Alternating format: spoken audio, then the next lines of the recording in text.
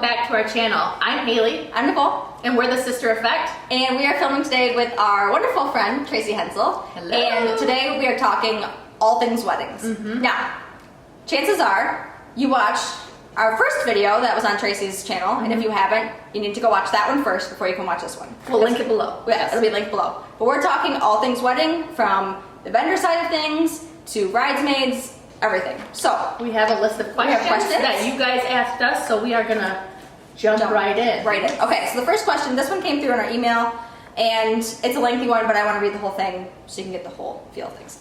It says, "Hi girls, my daughter's getting married. Her father and I are divorced, and he is very bitter and prefers not to sit next to me at the ceremony or acknowledge me. My daughter is also doing a slideshow, and he does not want any pictures of us as a family to be displayed on the slideshow prior to our divorce. It's causing my daughter a lot of stress. I am single, and his wife is not invited, as she's treated my daughter very badly while she was growing up. Please help. How do I handle this man? Can't we all be grown up and behave for a few hours for our daughter?" Now. Can't we all be grown up? No. No. We wish. Here's the thing. The day is 100% about your daughter. And her soon-to-be husband. Yes. So, sucks to be him. Can I say that? Can I say that? You can say whatever you want Yeah, I mean, in your own video on your own channel. It's about her. So does he not want the pictures shown of all of you? Maybe not, but that's part of her life. very big part of her life growing up. You guys were a family at one point, and that's what made her who she is. So she should have every right to be able to show that on her wedding day. Also, do you have to sit next to each other? Nope. You don't have to acknowledge each other. Right. He can walk her down the aisle and he can sit in the second row because the mom sits. Mom in the gets center. first spot. So dad gets walking down the aisle, he can sit right behind you. You don't have to have the pictures together. This is not about him. It's all about her. So as much as, I mean, and she can explain that to him. Listen, this is what I want. Take it or leave it. I mean, that's my opinion. That's what I think too. And Yeah. it's not about him, it's about the bride and groom, and he should be adult enough Right. to not be causing drama to make it about him. Right. Right. It's not going to kill somebody to set their differences aside. Mhm. It won't. You will last a day setting your differences aside. I promise you. We've seen it many times. And it is true. This is the mother that carried me and the father that helped produce me. There's nothing wrong. There's nothing wrong for her to want that. And it is true. It's not about mom. It's not about dad. It's not about anybody but the bride. If my advice would be that the bride, the daughter, talks to her dad, and again, it's all an approach. I talked about that in my video. It's all about approach and how you get your message across. But to say, this is important to me, Dad, it is my one and only wedding day. You got to have a wedding day one time, and it was your day. This is my day. This is all I'm asking of you. And then if the dad agrees and the mom agrees, the daughter should never, ever have one inclination her whole wedding day that there's any friction. And that is your responsibility as the parents. End of discussion. Absolutely. Believe me, Yeah. we've seen it all. And Yeah. anymore, And it's so sad. It's common that there's the families that are divorced, and you know, it is what it is. We make it work, but you're not doing it because you want to. You're doing it for them, and that's what it comes down to. So, Okay. Chelsea asks, what's the perfect number of bridesmaids? 4. Oh, wow, I love it. Wow, I didn't even know this. This is awesome. now I'm saying this for a number of I reasons. just saw a kid. She was waiting patiently. I could see her on the eye just waiting. We're at my house, and it's going to it's going to happen at your house. Yeah. Just littler. I think Preston was in one of your very first wedding she videos. was. One of your very first YouTube videos. Christmas, yeah. So anyways, 4. And we're not saying you can't have more. No, this is just our preferred number as We're photographers. asked. You were asked your opinion. As photographers as a whole. You've got that many people that have to get ready with you. You have that many people that it's like herding cats. And I say this all the time, and I don't mean any ill will about it, but it's just what it is. And balance-wise, stress-wise, I feel like the less the smaller the bridal party, the easier and less stressed everybody is. Might not actually be the case, but it's, I mean, we've shot everything from 10 plus on each side. It is what it is. We, you know, but if we had to pick a favorite number, we'd say 4. I'm glad to hear this because I feel like I'm pretty savvy and everything that we've had so far I've had like an answer to, but that I really didn't know. I mean, I would think less is more. Yeah. Definitely. I don't see any reason to have too many people. It's funny how often me and Nicole actually have this conversation about the number of bridesmaids. And it's funny because around here there's certain areas where it's like I had a wedding that the groom was like, I want all 10 of my friends, and the bride's like, I don't have that many friends that I want to be in my wedding. And but it's what they do. It's there's a group of 10 guys and they've all been in each other's weddings and it's just what they do, and that's fine.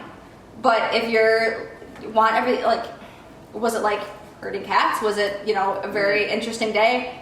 Yep. But it is, like we said, it is what it is. But if we had to pick a magic number, 4 is what it is. And it's a good number. Another thing to remember too, you might only have 4 bridesmaids and 4 groomsmen, but that right there is already 10 people in your whole bridal party. Now, would you say when you say 4, that's including the maid or matron of honor and the best man? Yes. So that means no, we're saying 4 bridesmaids. So four girls, matron of honor, and 3 bridesmaids. That's how I took it. That's how I took it. Remember, for your whole bridal party, like we did the one, and they had 9 and 9 or 10 and 10, so that was like 22 people. When you're doing your bridal party pictures, y'all are gonna be about this big because we can only be so close to be able to get all of you in to see you all. So there's other ways to pose you all, but to be able to see you all lined up in the normal formal way, you're gonna be about this big. Wow, I love, you guys think of things that even it's just things that we see, I think that's great.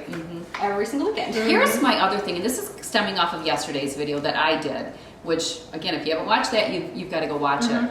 But we were talking about expectations of a bridesmaid, and one thing that I thought of just now when we were talking about this, another thing too, and I think if you get too many, it's like anything, when you get too many women or too many girls, I'm just saying, it gets to be so much. Yeah. And too many opinions are made. We like to talk, so too many opinions get out there. If you're a bridesmaid, you don't tell your bride, you need to do this, oh, you need to do that. You offer help and assistance, but don't tell them how to do things. You want to get me all mad and right. Put me on that conversation. Yeah. Oh, you need to have your wedding this way, or oh, you need to do this, or you need to have a DJ. You don't want to make. It's not your place unless they ask your opinion. And this really is everything in life. But all things. Yeah, all There's things. one conversation popping in my head right now. All things. Yeah, yeah. All things. Ask me when I'm having my next child. Yeah. I mean, it's just, unless they ask you, it's not your place. And I think if your number gets too big, you almost get the clicks going. And then you worry about these two are telling you to do this, and these two, and it's like, well, did anybody even ask any of you? But you just got too many, what is it, hands in the cookie jar. Cookie jar, there you go. And frankly, you're exhausted before you even make it down the aisle to see your husband, and then you're just pissed off and grumpy the rest of the day. And is that how you want to be? No. Probably not. No. That's our story, and we're sticking to it. That's a great question. Thank you for Chelsea for sending it, because even I would have wondered that one. So awesome. Okay, Maya wants to know, how do you know what to wear when they don't specify the dress code? I want to look nice, but I don't want to be way too overdressed. It's better to be overdressed. Yes. Let me always tell you. be overdressed over underdressed. Always. Yep. Tracy, we're gonna let you go with this one because. Well, that's exactly how I feel. I'll be honest, Maya, if you're watching, when I received that question, I immediately thought, she's the type that would probably go underdressed. And I don't mean to have that assumption, and I don't mean anything bad by it, but if you're asking that, then I would say that's usually the case. So yes, think overdressed, not underdressed. I always used with my girls as they're getting older and they're at that age when they're teenagers and they don't know what to wear to things, I would always tell them if they were dressing up, if you were going to church like how we used to dress for church, where the women wore pants, suits, skirts, dresses, whatever, you would wear that, but more evening. You would wear, maybe where you would wear a floral, flowy type of dress to church, you could still wear that to a wedding, but you're going to be a little bit more dressier. So think dressier than church. If you get dressed up to go to a bridal shower or a baby shower, I know when I go to bridal showers and baby showers, I generally wear a dress or a really nice pants outfit. Really nice. Not what I would wear to work. I'm talking a really nice pants outfit. you're going to be a step up from that. And Nicole said it earlier. She said, unless it says black tie, and black tie, and the other thing is you can always Google this stuff. Black tie is formal, very formal. Very formal. That's going to be a long dress. Long ball gown or Right. a very nice cocktail dress. Exactly. Something fancy. If you wore a cocktail dress in the appropriate color to a wedding, you're still going to be appropriate. You want to think that you can scale back a little bit. Well, actually, you guys, I have a blog post too. We can put my blog post in there. Yes. I have a blog post on what to wear, or 8 tips or something of what to wear to a wedding. Yeah. Basically, you just don't wear white. Yeah. Step one. Right. No white. No white. No cream. No. Right. Mostly white. Yes. No white. Don't. I mean, if you watch any of our other videos, you heard us rant. Oh, yeah. So there's that. But basically, you don't want to be underdressed. If you're going to be anything, be overdressed because you're not going to look out of place. You're at a wedding. Another thing I want to chime in is not everybody likes to wear skirts and dresses. They don't like to expose their legs. My sister, for instance, never wears anything to expose her. You don't have to. Yeah. You don't have to. You can be very dressed up in pants. Absolutely. Correct. A jumpsuit, gorgeous. That would be perfect. My daughter is going to my second daughter, Haley, is going to her girlfriend's wedding this weekend. She is wearing a jumpsuit. Perfect. You don't have, it doesn't have to be a dress. Step out there. I like to be that person that steps out there. Here is another thing that I do, but it's not always accessible for people, is I will try to find out what color the bridesmaids are wearing. Right. And I will try to avoid that color as well. If I find out the wedding is going to be navy themed and they're going to be wearing navy, I don't want to look like I'm part of the bridal party. So that's just another thing. Yeah, if you can find it out. Right. Okay. Angela asks, what does the mother of the bride or groom wear to the wedding? A step up from, because you're, that's more formal. You're formal. Yeah. You're part of the bridal party technically, Right. so you're gonna want a pretty formal, pretty outfit. Does it have to be the typical, like, jacket and knee-length dress? No. I mean, You probably wouldn't see me in it's it. your version of the adult prom. Exactly. Dress up. Yeah. Well, to me, who stands out at a bride or at a wedding? The bride. When it comes to women, the bride. We all know who the bride is, right? Yeah. Because she's in white. We all know who her bridesmaids are. But you also should know what the mother of the bride and the mother of the groom should wear. And did she even ask about the groom? Mother of the bride or mother of the groom. And mother of the groom does not. I don't know. It's no. There's no. Right, I was going to say, you're a mother. Yeah, I don't. equally I important. have had that question too. Does the mother of the bride dress up more than mother of the groom? No, we're not any different. We both have the same role. We're mothers of our children getting married. So. Now, They here's the wouldn't other be thing. there without you.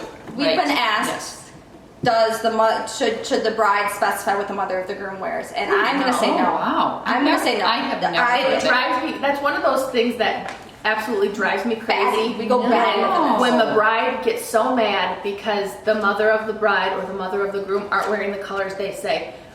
Why would you let that be something that stresses you out? Right. As long as they are dressed nice and appropriately, what does the color matter? Right. I think for my daughter's wedding, how I feel about it is I know she'll want my input when she goes bridal dress shopping. And again, it's going to boil down to what she wants. But if she takes me and wants my input and asks, I'm going to be happy to give it to her. I think when I select my dress for her wedding, I am going to want her input as well because I definitely don't want to outdo my daughter. That's very important.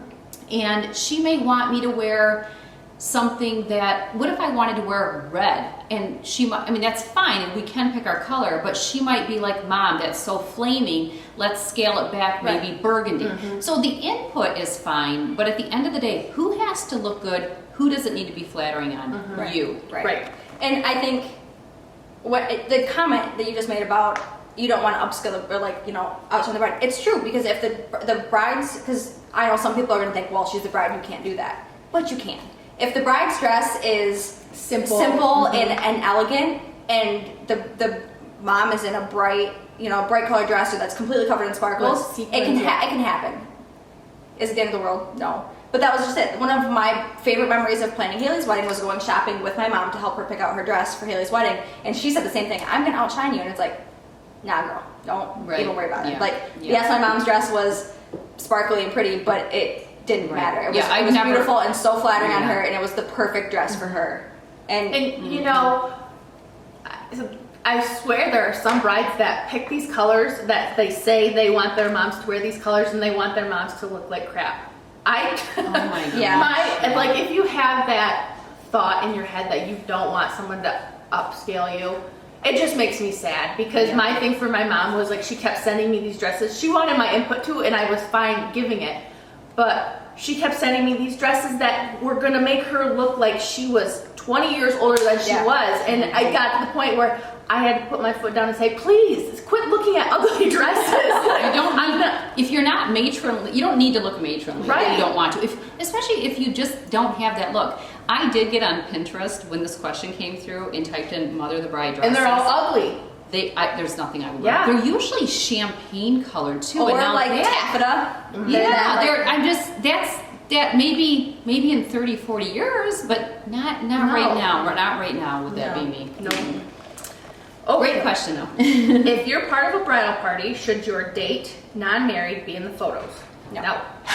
The only people that are in bridal party photo or are in the photos for the day, usually the formal photos for the most part, are immediate family, grandparents, maybe godparents, depending on your religion, and then your bridal party, and that's about it. I mean, we'll go through and do the bride's immediate family with her and add in her siblings and then the significant others and then the nieces and nephews and then add the groom in and then work backwards so that way you have a picture of the bride with the whole family and then the groom, bride and groom with the whole family.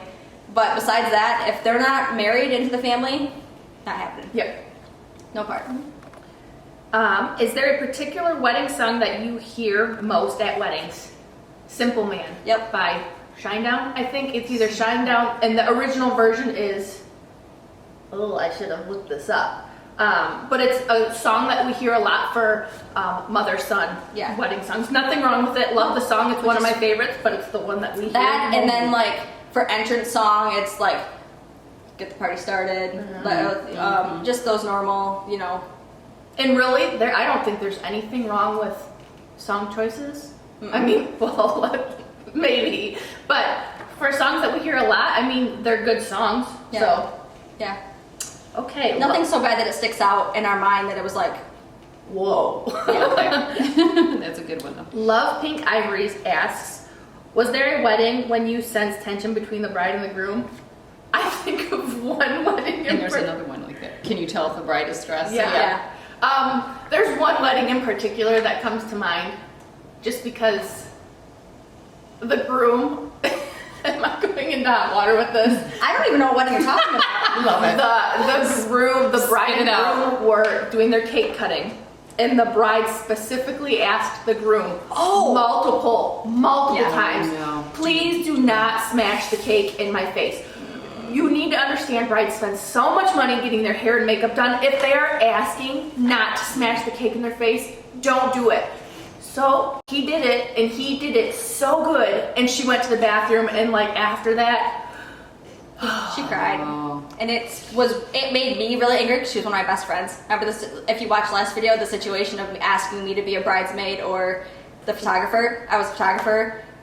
I could have killed him that day. Like, you're spending all this money on your face, you're still getting pictures taken. I'm not fond of I'm that. not either. I think it just takes things down a Yeah, notch. I'm sorry. you're That's just classy, my. you're adults. Yeah, that's me. I mean, it happened at my wedding. Yeah. If it happened, like, if I got married right now, it would not. No. Yeah, oh, things have changed. No. But there's that situation. Yes, we have seen, like, sometimes you wonder if it's going to actually happen. I feel like me Yeah. and Nicole need to start a podcast of some of our wedding experiences Yeah, because we Well, have so many. and it would be entertaining. I think when you can have that balance of education and entertaining, it's a win-win. Yeah. Okay, are you ready for another one? Best way to deal with a difficult vendor after the deposit has already been made. Example, clashing with your florist, lack of emails being returned, catching them in lies, caching issues, and more. That's okay. Like spelling. 9 times out of 10, I'm telling you this is a vendor who has contracts for everything. You can usually get out of said contracts, especially with this issue. Now, depending on the size of the contract or the size of the deposit, there's always small claims court. Especially if they, in her case, they cashed a check and then they cashed it again, which then overdrew an account, so then they had extra fees on top of it all that they had to pay. Chances are to take them to small claims court and get that back because you're going to have a case against them. Is it ideal to deal with? No. And chances are it's going to happen at a point when it's getting really close to your day and you're at a crunch time. If you have the time, I'm going to say, depending on what the monetary value is to back out and just find somebody that you can rely on. I actually had somebody contact me about a DJ that they booked, and now they're seeing reviews on things and they're realizing that it's probably not going to be a good fit. And in my opinion, to make your day go easy and to not have to stress and not wonder, book someone else. I had a girl whose cake literally, like, they just didn't make her cake and they realized it. Did they make up for it and get it something there in time? Was it what it was supposed to be? No. But it's hard. Before you book somebody, absolutely look at reviews. Absolutely ask them. Do your due diligence and ask questions and make sure you know what you're getting yourself into. But sometimes that's hard because you just don't know. There's people that just fall off the face of the earth and things happen. Right. And also, I would say it sucks that this had to happen to you, but also now that you know this, leave a review. And it doesn't have to be so, like, I mean, brutal that you're just bashing, but be truthful. Have composure, right? Still, but get your but let other people know. Don't Yeah. let somebody else go through the same situation Right. you're going through. And there's also Like the Wedding Wire websites. the Wedding Wire is not- great, or and then even like locally, there's usually like there's in Mid-Michigan Displeased Brides, so you can go in and kind of leave vendor reviews or let somebody know if you had an issue or whatever. So Because that one bad review can make or break several different people putting. So Yeah. when you're reading reviews, understand that there's a lot of emotion put into this. So when you read a bad review, don't always take that as it's immediately negative. Well, especially if it's just one. Yeah, I mean, that's right. the thing. That's why you have to To read read, your yeah. reviews. Yep. And sometimes when people will leave a bad review, other people will come off of that and go, "Wow, I didn't have that same experience." this is true. So look for that too. And if you are somebody that had a vendor and you wanted to leave them a really nice review and you read through the other ones, maybe you could comment on there and say, "I had an absolutely amazing experience. I'm so sorry it didn't work out for you because they were awesome." Right. So Okay, what is the most thoughtful wedding gift? Tracy covered this in her portion of the wedding video. Right. I don't think, I mean, the side that we're on, we don't really see the gifts that they're given, but something personalized is always nice. And Tracy, yeah, I you think can- I think a personalized, anything personalized. It doesn't have to be anything extravagant. Right. Having the last name together, I think, is a wonderful idea. But a thoughtful gift for one can be different for another person. Correct. So it's really just if you know the people personally and Right. you know what would be thoughtful. Somebody else had left, and it could have been the same person, and I noticed it's not on the question thing, but had asked, what is the best borrowed gift? This was on Oh, it's your right guys' here. Oh, it is. Oh, there yeah. you go. I didn't see if it was there. Okay, so for the thoughtful gift, I mean, I wouldn't put too much thought into it. Right. Don't overthink it. Yeah. Don't overthink it. overthink it. The best borrowed gift. We've seen people borrow other people's veils, like one of I her have bridesmaids. We've seen jewelry, like grandma's, blue earrings, so then covered something blue and something borrowed and something old. We've seen a lot of, I'm trying to think, borrowed shoes. We've seen shoes. We've seen brooches. It's not anything off the wall. It's something. And if usually do you borrowed- have to have a borrowed gift? No, I know. I did it. People for Right. tradition go something old, something new, something borrowed, something blue, but right. you don't. But see, I don't. It's think I not. had- Oh, I did have borrowed and blue. So I'll tell you what I had, but I do want to step to one of your videos too that I watched on wedding. My borrowed gift. I had my own garter, but I had my mother-in-law's garter as well. And We've seen all that. of us sisters, so all of her. She doesn't have any daughters of her own. All of her daughter-in-laws wore it, and now her granddaughters are wearing That's it. so That's and I so love cool. that. I love But that. I do want to chime in something I didn't know, and I don't know which wedding video of your guys' it's on, so you'd have to watch it. But you guys talk about don't put your garter on until right before the Yeah, reception. if you're gonna even do one all and together. I loved hearing that because I was like, those are things. See, there's little Yes. things that you guys know being photographers that the average person wouldn't. So yeah, watch that video. Yeah. Yeah, great tips. Okay, have you ever photographed a couple that have eloped? Do you find that they seem less stressed? You've We've- photographed. Yeah, I've shot some really small, intimate weddings, and yes, I mean, there's less to worry about, obviously. It's funny because I will do my final consult. Okay, so when I meet with the bride, sometimes 8 out of 10 times contracts are signed before I even meet them or know who they are, just because that's how the world works. But then we'll meet to do an engagement session or whatever, and I'll ask how the wedding planning is going and whatever. And I'll warn them, by the time I see you for your 6-week consult, chances are you're going to be ready for this wedding to be over. And they laugh every single time. And then, kind of like a pregnancy. yeah. And then when I meet them for their 6-day consult to go over the timeline for the day, to go over everything, they're like, I'm ready for this to be done. Like, I'm ready to go on our honeymoon. I'm just ready for this to be over. Yeah. And it's so true. Like, there's just, at first you're like, yes, we get to wedding plan. This is gonna be so much fun. But it's a lot. And it is what you make it. Mm-hmm. You can let it stress you out. You can let things completely overwhelm you. Everybody's different. But sometimes those smaller intimate weddings are exactly that. They're smaller, they're intimate. It's a lot less stress. It's a lot more laid back and relaxed and not. Let me chime in and ask this. That being said, the last 6 weeks, they're so over it. Do you find, just from listening to the brides, that it's more because of lack of RSVPs being turned in, more like, even not so much things that are in their control, it's the things that are out of their control, and the frustration kicks in? Would you say that's a lot of it? Yeah, and making sure that, like, if somebody's not organized and obviously they're scrambling to get things done those last couple weeks, that's a big part. But yeah, making sure RSVPs are back in, making sure, and that's why I try to do our consult 6 to 8, sometimes it happens 4 weeks before, but when I sit down with them, we're going over the timeline for the whole day. So that way, when you're meeting with all of your other vendors, when you're talking to your bridesmaids and your groomsmen and the whole family, everybody knows exactly how the day is going to go. Yeah. I've seen this so many times, so I understand. I know what's going to take how long I need to be able to get what you want for pictures, sometimes travel in between, and what it all is going to take. And I know that once we get that initial consult over, it's like, okay, so now everything's kind of set. Now it's a matter of getting everybody else on board. Right. So it's a lot of things that are completely out of people's control. People just send your dang RSVPs back. It's not that hard. It's not complicated at all. We all have our smartphones on us all the time, and we have a reminder. I say that all the time. That's a broken record. Yeah. Was there any more questions? No, that's all the questions. Well, I have a question that I'm just curious on, and I can kind of go 2 ways with this, but let me just start with this.